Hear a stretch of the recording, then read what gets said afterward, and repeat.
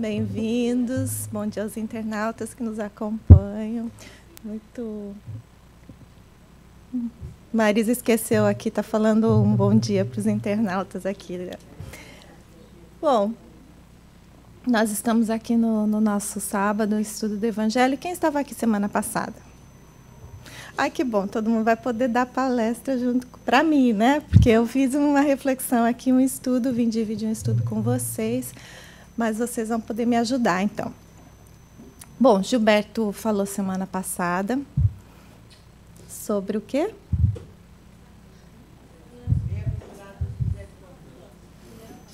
Primeira parte dos bem-aventurados misericordiosos. Primeira parte do quê? Do Evangelho segundo o Espiritismo, elaborado por Kardec. Essa é a última das bem-aventuranças que está no Evangelho, não é?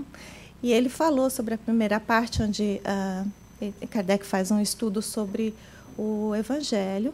E agora nós vamos falar um pouquinho sobre um estudo em que as mensagens dos Espíritos são trazidas a respeito disso. E, só para a gente começar aqui, as instruções dos Espíritos. E são 6 Espíritos que trazem mensagens nesse capítulo. Um deles é Simeão de Bordeaux. Quer dizer, a mensagem foi passada em Bordeaux em 1862. E a segunda mensagem de Paulo.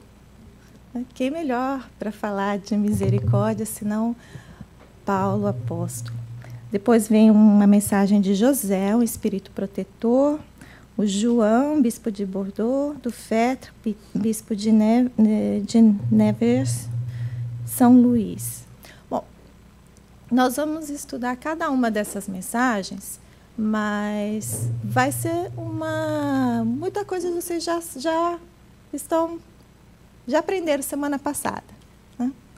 Então, mas assim, os ouvidos que mais precisam ouvir estão próximos da boca. Aqui eu não posso sair, eu tenho que ficar aqui o tempo inteirinho ouvindo palavra por palavra. Então, não tome nada como pessoal, tá? É um estudo que vale mais para a gente. Bom, as primeiras 2 mensagens, elas vão falar sobre o perdão das ofensas. Então, Gilberto comentou sobre o perdão. Ele comentou sobre quantas vezes perdoarei meu irmão. Ele trouxe aqui a figurinha de 70 vezes 7, não é? Qual é o significado do 70 vezes 7? Ele falou aqui. Perdoarás o quê? Ilimitadamente. Né? Nós não estamos falando aqui em 490. Cada ofensa, a mesma pessoa. Né?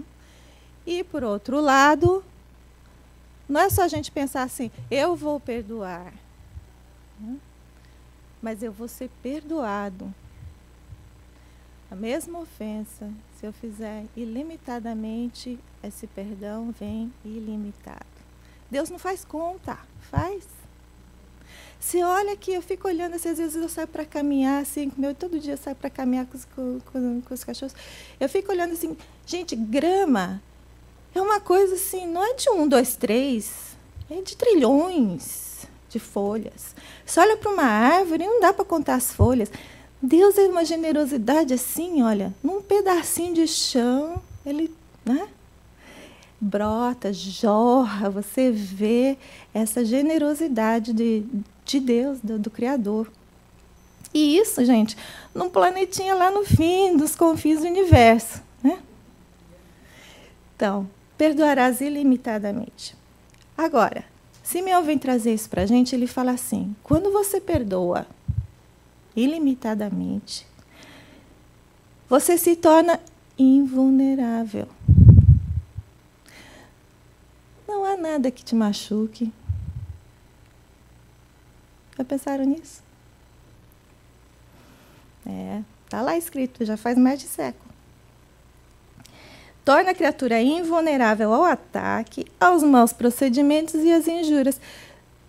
Deus perdoa? Nós tivemos um estudo aqui sobre isso, já há palestra sobre isso. Deus perdoa? A gente consegue magoar Deus?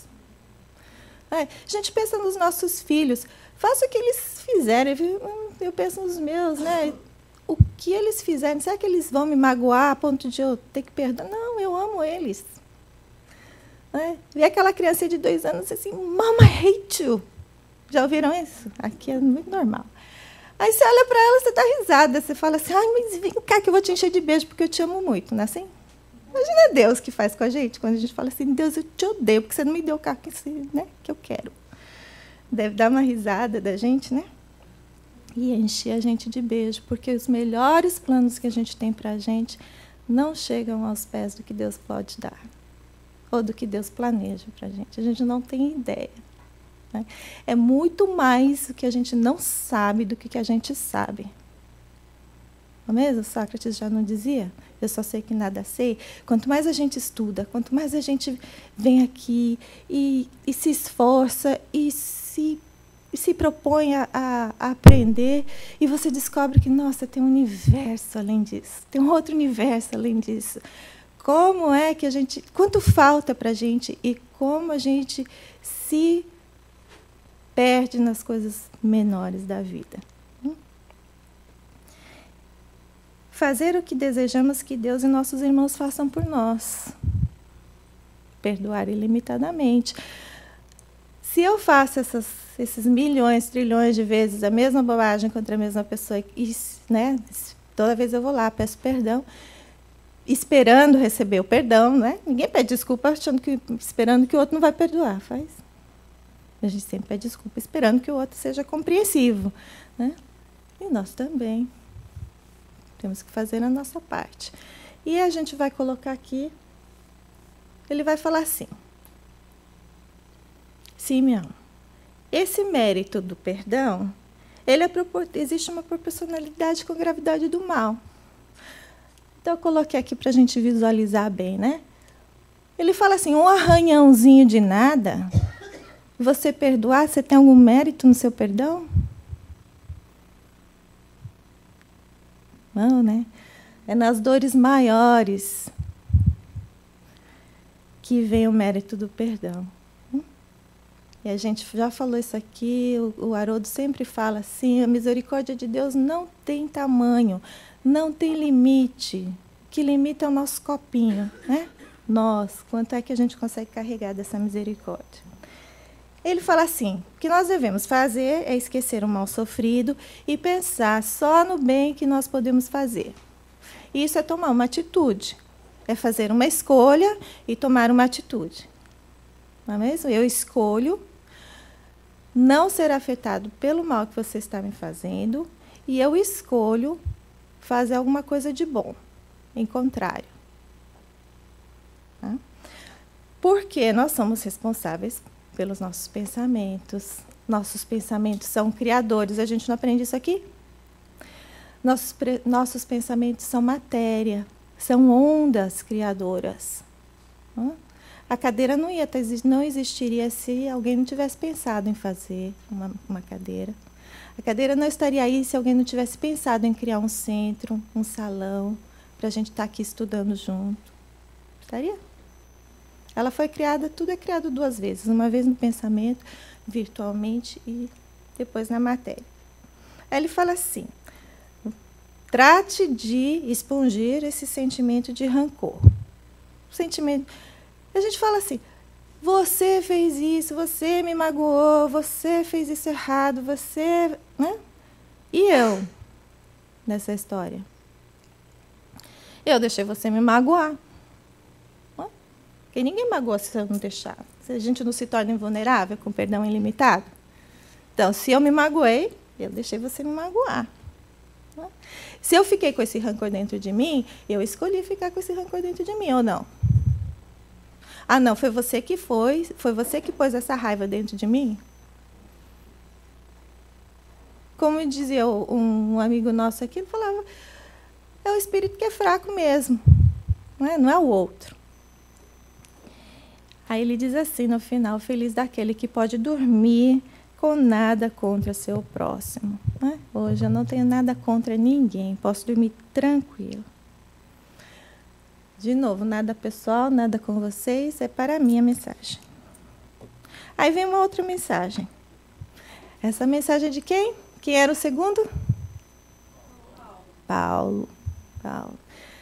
E Paulo, a gente precisa, quando a gente estuda Paulo e Estevão, e a gente vai ver muitas coisas em que o perdão, como o perdão foi importante na vida de Paulo, como a misericórdia divina foi importante na vida de Paulo. E ele, no auge, não é, da sua carreira, nos seus 30 anos de idade, ele era um judeu em Jerusalém, doutor da lei, prestes a substituir o cargo de Gamaliel, lá no Sinédrio.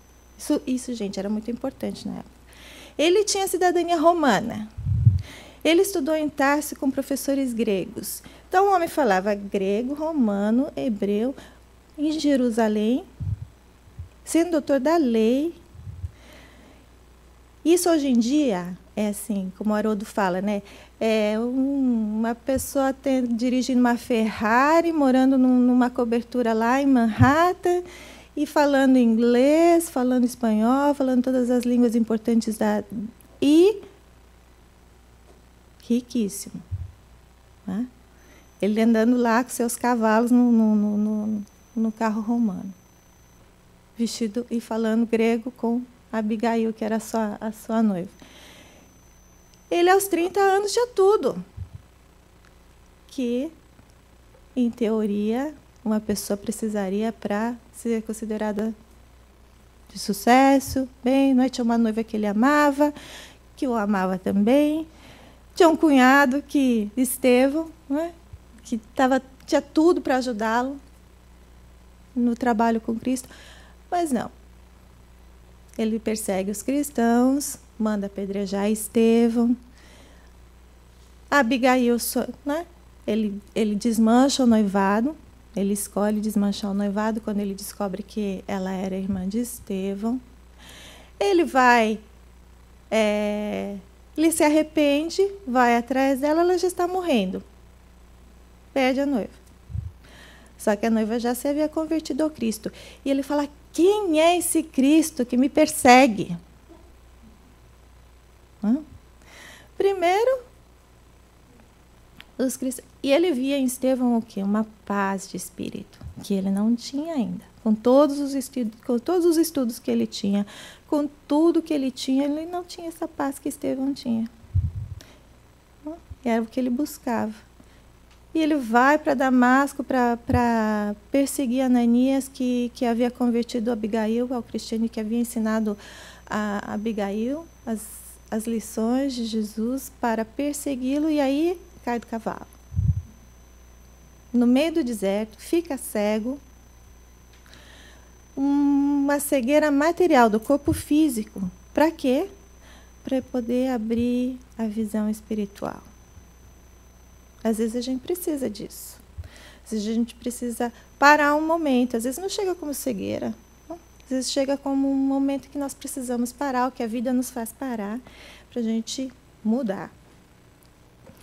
E ele vem falar sobre o perdão aos inimigos. Ele diz assim, que perdoar os inimigos é perdoar a si próprio, é pedir perdão a si próprio. Ele perdeu os limites dele mesmo. Né? Ele se viu parte de um todo. Onde termina a minha mente, onde começa a sua?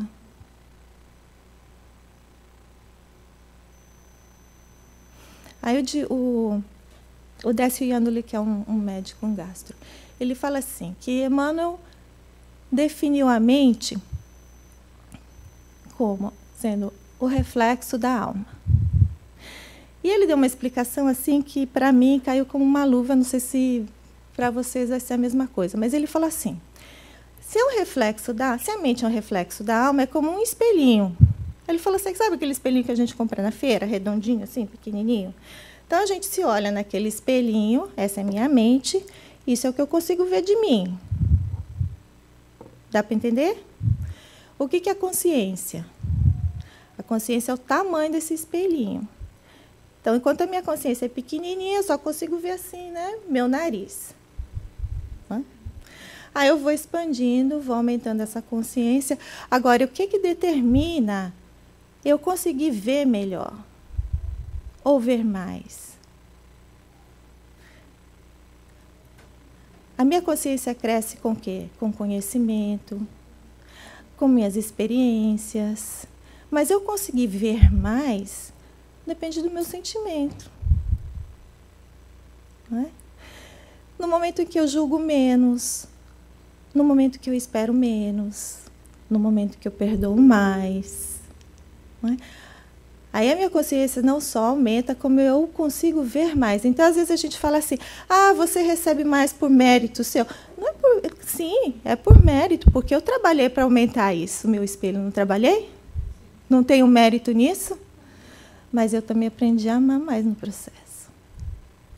Porque se eu continuei só vendo para mim o que é meu, o que é melhor para mim, não é? Se eu só me preocupo em tirar o dinheiro da merenda para aumentar a minha conta bancária, o que eu estou fazendo com o meu espelhinho? A moldura está ficando cada vez maiorzinha e o espelho menor, não é? Dá para entender? Então, quando eu falo assim, quando eu peço perdão para o outro e eu digo que eu estou pedindo perdão para mim mesmo, então eu não estou vendo mais diferença entre o outro e eu. Então a minha consciência está tão grande que eu estou enxergando os outros dentro do meu espelho, não é? Para eu enxergar o completo, eu tenho que ter um 360, né? Atrás, em cima, embaixo, e depois que eu tiver os 360 por fora, eu tenho que ter os 360 por dentro. Não é? Então, a jornada não é longa, a jornada não é assim, para um espírito crístico é complicado. Mas o perdão aqui, ele não faz outra pessoa correta. Faz? Ele só liberta você. Ele fala assim, é mostrar-se melhor do que você era antes. Quando você perdoa as ofensas. Você começa devagarzinho. Né? No começo a gente, não consigo. Não quero nem ver a pessoa na frente, eu vou ter que me afastar. Eu vou precisar de um tempo. Começa assim. Né? Mas no momento que a gente começa a perdoar, a gente começa a se ver melhor. E começamos a nos perguntar, não é? Quem sabe, se nós descemos ao fundo de nós mesmos, se nós não vamos nos encontrar o quê? Os causadores. Não é isso que a gente está aprendendo aqui? Na reencarnação? A gente volta, a gente vem aqui, vem para uma mediúnica, você escuta o espírito falando assim, eu estou fazendo isso porque ele fez isso para mim antes. Eu já não lembro mais.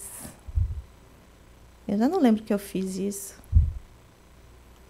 Mas o espírito, sim. O espírito que está junto comigo lembra.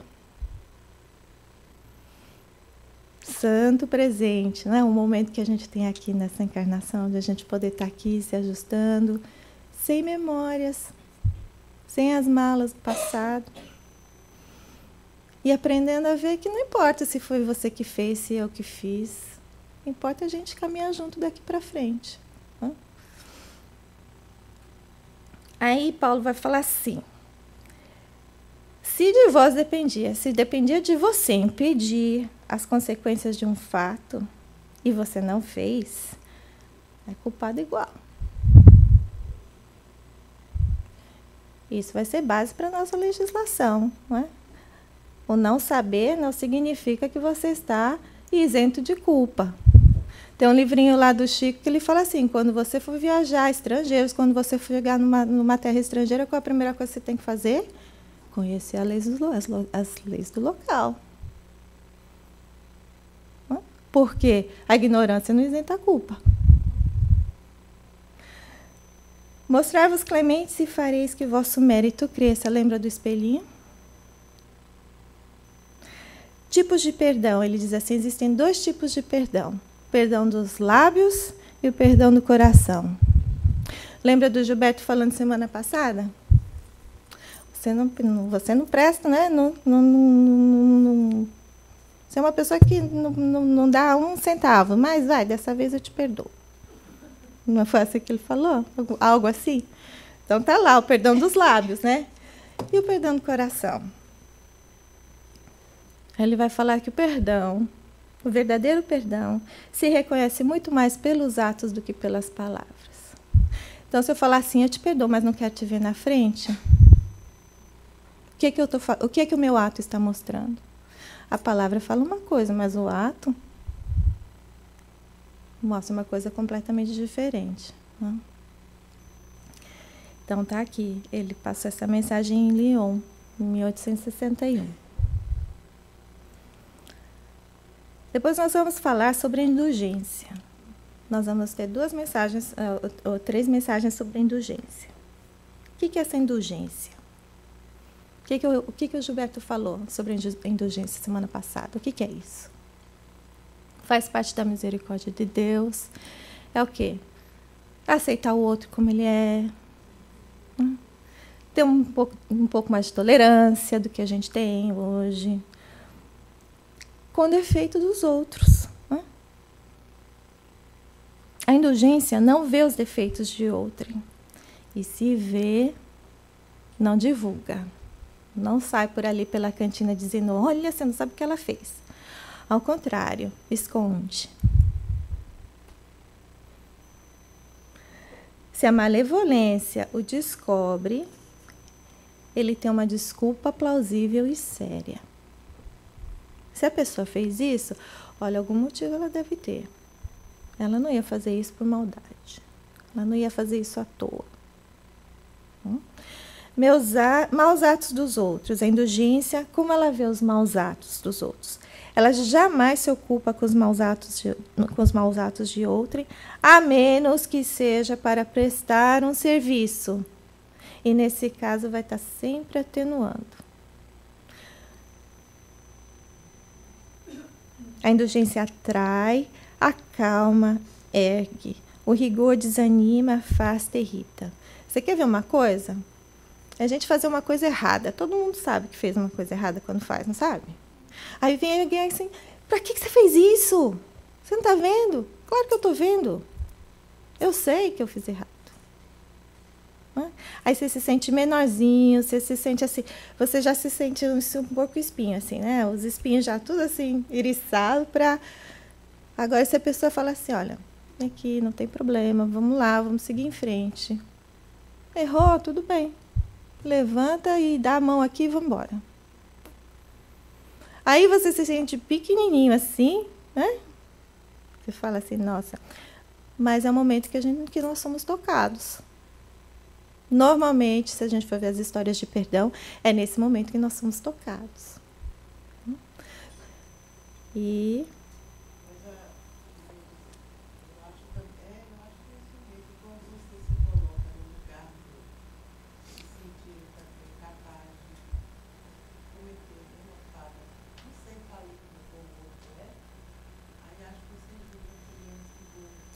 A Marisa está falando, só para os internautas, assim, a Marisa está falando que se a gente se colocar no lugar do outro, que nós vamos julgar com menos rigor. Exatamente a mensagem. A indulgência é se colocar no lugar do outro. E outra coisa... Sendo aquela pessoa, acho que isso que é a chave. Né? Não é eu, Lina, me colocar no lugar de Marisa e ver eu, com a minha consciência, com o que eu sei hoje, fazer o que... Não. Eu me colocar, Marisa, pensando como Marisa, vivendo como Marisa e fazendo aquele ato. E o Décio fala exatamente isso com posição aos terroristas. Ele fala assim, se você for ver um terrorista que vai lá e se atira... Quer alguém com mais fé? Que se enche de bomba lá e se suicida porque acredita realmente que aquilo vai agradar o seu Deus? Mas você tem que se colocar na posição dele, sendo ele, com a cultura dele, com a mentalidade dele, com o sentimento dele. Aí sim nós conseguimos ajudar. Aí sim nós conseguimos tocar no íntimo dele, porque nós vamos estar sendo eles. Não sou eu aqui colocando seus sapatos, mas assim, tudo bem, você está fazendo isso, mas eu, Lina, jamais faria. Não vou conseguir ajudar. Eu não vou conseguir servir nesse momento. João, bispo de Bordeaux, ele vai falar sobre as faltas alheias. Não julguei com severidade, senão as suas próprias. Eles falam, são dois espíritos que falam isso. Aí ele fala assim, sustentai os fortes, animai-os com a perseverança. Então, vocês lembram, se vocês lerem o Paulo e Estevão, e tem várias palestras que falam isso, tem um momento em que ele sonha. Abigail e Estevão já estão desencarnados, ele tem um sonho. Ele está lá nas cavernas, ele foi ver o pai mandou ele embora de casa, ele está todo desanimado, triste. Aí o que acontece? Ele se desdobra, né? Emancipação da alma. Se desdobra no sono, ele vai ver quem? Estevão e Abigail. Eles vêm falar o quê? Eles vêm passar a mão na cabeça dele, falar assim, Paulo, não se preocupe. Não é bem assim. Né? É o quê? Trabalha, espera, ama, perdoa. Ela vai dar 4 receitinhas ali que ele vai guardar aquilo dentro do coração dele e vai levar isso para o resto da vida dele. E o trabalho na vida dele é uma coisa importantíssima. Não só o trabalho aqui, não é? Ele tinha ele ia ser era um doutor da lei, mas ele também aprendeu um cargo de tecelão. E foi com isso que ele se manteve. Mesmo durante todo o seu trabalho de pregação nas igrejas, ele trabalhava como tecelão para se manter. Então, era um trabalho físico, um trabalho espiritual. Né? Então, assim, a gente, às vezes, ele tinha toda aquela energia, né? Foi lá na perseguição e toda essa energia mudou o vetor, ajustou um pouco a intensidade, ajustou o volume e deu o homem que deu, né? Com a energia de estar viajando todo mundo ali, conhecido da época, indo de cidade em cidade para trazer a mensagem da Boa Nova, sendo apedrejado, chicoteado, né? Quase morreu várias vezes, passou fome no caminho, mas imagina se não tivesse a energia que ele tinha. E aí ela vem o quê? Ela vem animá-la, ela vem dar perseverança. Ela já sabia que ele era um homem forte. Não é? Paulo não precisava que dissessem para ele assim, você consegue. Não, ele já era um homem forte. Ele só precisava ajustar o volume e a intensidade. E os fracos? Como é que ficam, né? A indulgência vem mostrar a bondade de Deus que leva em conta o quê? O menor arrependimento. Um pensamentozinho assim que a gente teve lá na Idade Média já. E quando a gente pede esse perdão das nossas ofensas, o que a gente está realmente pedindo? A gente está pedindo o quê? A graça de Deus, a ajuda de Deus, a mão de Deus, para não reincidir nos desvios. Nós estamos pedindo força para mudar o nosso caminho. Nós estamos pedindo força para mudar de ideia, para mudar de pensamento, para a gente se submeter à vontade, ao amor, com arrependimento e reparação. Se vocês pensarem bem, se a gente, quando pensando sobre isso, a gente fazer o que a gente quer, só o que a gente quer, não significa liberdade. Né? Se eu fico à mercê dos meus desejos e não tenho força para me controlar, se eu não tenho força de controlar a minha vontade de comer um bolo, a minha vontade de comer um pão, a minha vontade de sair por aí, né? Que liberdade é essa? Se eu não consigo controlar a minha vontade de beber, que liberdade é essa? Eu estou à mercê completamente dos meus desejos. Então, quando a gente fala assim, você vai se submeter à lei de Deus, não é que você vai deixar de fazer o que você quer. Você vai deixar de fazer o que não convém. E o que lhe convém só você sabe. Está na lei de Deus, está na sua consciência, todo mundo sabe. Aí nós vamos falar aqui sobre arrependimento e reparação. E eu vi essa explicação de Divaldo que eu achei assim. O Mauro até brincou comigo. Eu vi o Divaldo desencarnar, a gente não sabe, mas essa explicação que ele deu sobre culpa, arrependimento e reparação, assim, caiu para mim como uma luva e eu trouxe aqui para dividir com vocês. E se puder, Carlinha, apagar a luz. Com o arrependimento e o pedido de perdão, Nos é retirada a pena ou continuamos com o efeito da lei de causa e reação? No livro de Allan Kardec, O Céu e o Inferno, capítulo número 7, há uma página extraordinária que se chama Código Penal da Vida Futura. São 34 itens que dariam para um verdadeiro tratado de jurisprudência ou de direito internacional. E Allan Kardec considera exatamente essa questão. Ele diz, por exemplo, todos nós erramos. Quando nos damos conta, nós nos arrependemos. Passamos pelo primeiro estágio. Ao nos arrependermos, nós sofremos expiação. Mas isso não basta. Depois que nós nos arrependemos, então o que fazemos? Pedimos desculpas. Mas isso não basta. É necessário anular o mal que nós fizemos, através do bem que possamos fazer. Então, eu ofendi alguém e peço-lhe desculpas. É um ato generoso. O outro me desculpa, mas eu continuo em débito. Eu tenho que fazer um bem para que anule o mal que eu fiz. Eu vou ao banco e peço um empréstimo. Então, na hora de pagar, eu não posso. Eu digo, gerente, tenha paciência, me desculpa. Ele desculpa, mas eu continuo devendo. Eu só me reabilito quando cessar o meu débito. Então, o que posso fazer? Eu digo ao gerente, eu devo $1.000. Você empresta-me 3.000, eu resgato os 1.000 que devia, fico com 2.000 que eu vou investir e pagarei os 3.000 oportunamente. Se ele for um gerente hábil, ele concorda, porque dá uma outra oportunidade. Então eu faço mal, arrependo-me, procuro reabilitar-me. Se o outro me perdoar, ótimo para ele. Eu continuo devendo. Se não me perdoar, pior para ele, que passa a ser devedor. Porque é da lei. Nós temos o dever de perdoar o nosso próximo. Mas nós temos a obrigação de nos reabilitarmos perante o nosso próximo. Porque eu desencaminho uma pessoa. Vamos colocar isso em termos muito práticos.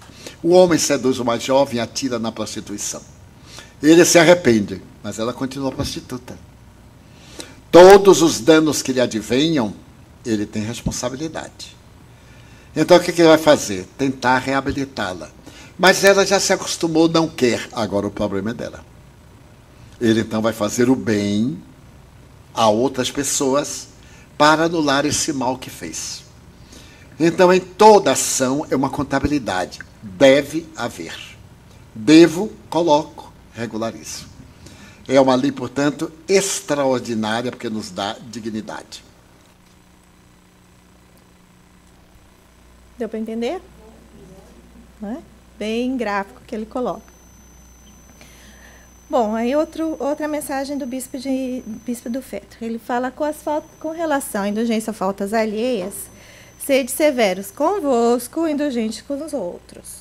Todo homem orgulhoso para se julgar superior em virtude e mérito é insensato e culpado. Então, no momento que eu falar assim, eu não faço mais isso, então eu estou melhor, pronto, já caí. Tá? Verdadeiro caráter da caridade é a modéstia e humildade, ver superficialmente os defeitos de outrem e esforçar-se por fazer prevalecer o bom e o virtuoso. Todo mundo tem bom e ruim. Né? Porque a gente é essa mistura, nós estamos, né, no caminho da limpeza, no processo, está tudo misturado ali. Então, nós somos bons e ruins ao mesmo tempo. Não adianta você falar assim, aquela pessoa só é... Né? Não presta, não existe. Tem alguém que ama, tem alguém que adora essa pessoa, nem que seja a mãe. Né? Mas tem, algo ela fez. Tá? Então... Agora vem São Luís, são 3 perguntas que ele vai fazer, que Kardec faz a ele. Ele fala assim, é permitido repreender ou notar as imperfeições ou divulgar o mal de outrem? E São Luís vai responder essas perguntas. Então, o Kardec fala assim, bom, se ninguém é perfeito, segue-se daí que ninguém pode repreender o outro? Aí São Luís vai responder, não é assim que a gente deve interpretar isso. Cada um deve trabalhar pelo progresso de quem? Só meu? Não, eu não sou sozinho. Eu não vou conseguir ser feliz enquanto tiver alguém que eu amo infeliz atrás. E um dia eu vou aprender a amar todos. Então, cada um deve trabalhar trabalhar pelo progresso de todos e, sobretudo, dos seus tutelados. Filho, filha, sobrinho, alguém que está aos seus cuidados, irmã, pai, mãe, às vezes. Tudo seguindo a moderação, muito cuidado, um fim útil, né? E não somente pelo prazer de denegrir. Nunca pelo prazer de denegrir. A censura que alguém faça a outrem deve, ao mesmo tempo, dirigi-la a quem? Eu mesma. Né? Se eu estou censurando alguém, eu tenho que me colocar de novo no lugar da pessoa, sendo a pessoa. Será que eu também, na minha posição, não estou merecendo essa mesma censura? A espiritualidade é econômica, não é isso que a gente aprende aqui? Se a mensagem está vindo para você nesse momento, para você falar para outro, quais são os ouvidos mais próximos da minha boca? São os meus. Será repreensível notarem-se as imperfeições dos outros se não houver proveito? Bom, tudo aqui depende da intenção. Assim? Quem é que está vendo? Deus não está em tudo e em todos? Você não está aqui? A sua consciência não está aqui? Então, a ninguém é defeso ver o mal se ele existe. Ver o bem em toda parte prejudicaria o progresso. Só que, se o erro está no detrimento ou na malevolência ou satisfação de apanhar os outros, isso não é válido, esquece. Tá? Mas se você está tentando corrigir alguma coisa que está prejudicando, faz o bem, que nota o defeito do próximo, estende um véu para que o público não os note e aproveite para se exercitar em evitar o que reprova nos outros. De novo, trazendo para a gente. O defeito do outro a gente esconde, oculta. Estende um véu sobre ele. E ele fala assim, o véu que a gente coloca geralmente é bem fininho. Aquele de, né? Todo mundo enxerga, mas coloca um véu sobre o outro, não traga a público e se exercite para ver se você não tem esse defeito em você mesmo. E agora ele vai falar sobre quando se convém desvendar o mal de outrem. Aí ele vai falar assim, primeiro a gente vai ter que entender bem a tal da caridade. Se essas imperfeições só estão prejudicando essa pessoa, não há utilidade em divulgá-las. Se acarreta prejuízo a terceiros, então deve-se atender ao interesse do maior número. Desmascarar a hipocrisia e mentira, há momentos em que é um dever nosso para salvar as vítimas de uma pessoa. Nós temos sempre que pesar vantagens e inconvenientes. É a economia espiritual, a economia de Deus.